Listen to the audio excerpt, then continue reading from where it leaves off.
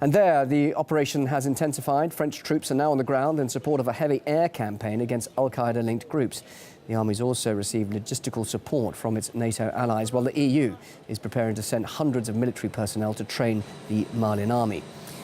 Well, geopolitical analyst Patrick Henderson joins me now live from Beirut to discuss the prospects of the mission and the rising threat of retaliation attacks. Patrick, several dozen foreign workers were reportedly killed in Algeria.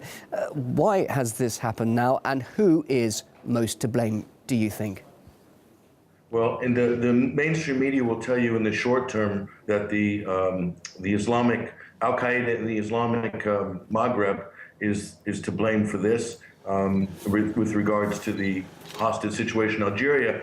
But what France and what your other news competitors like the BBC are neglecting to tell the world is that the Al-Qaeda in the Islamic Maghreb is working closely with the Libyan Islamic Fighting Group, for whom France itself intervened on behalf of in NATO's intervention with the bombing in Libya, in their gallant raid of Libya in 2011. So Libya has become an Al-Qaeda playground, and that is mostly down to a Western-sponsored Al-Qaeda playground, if you look back just in the last 12 months.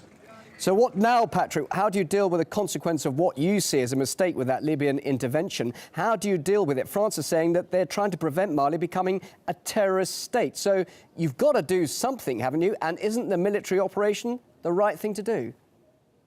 Well, what's really unusual, but really disturbing right now is that without any question, without any really debate in foreign policy circles, countries like the United States, the UK, and France are now militarily active in the African theater in a very deep fashion, and this is very disturbing.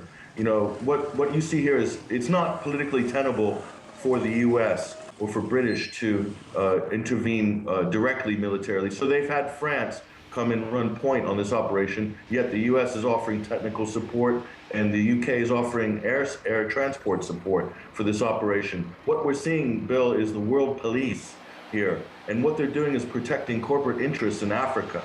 There's a British Franco gold mining industry in a country like Mali, and they're protecting that. And this is a direct reflection of stated foreign policy directives in US AFRICOM documents. That's African Central Command directive. And the purpose of AFRICOM is to evict China's influence from the continent. And if the British and the French are only offering a 20-80 split to Mali for their gold business, I'm sure China would probably offer a better deal and give them infrastructure. So this is about keeping China out of Africa in the larger scope.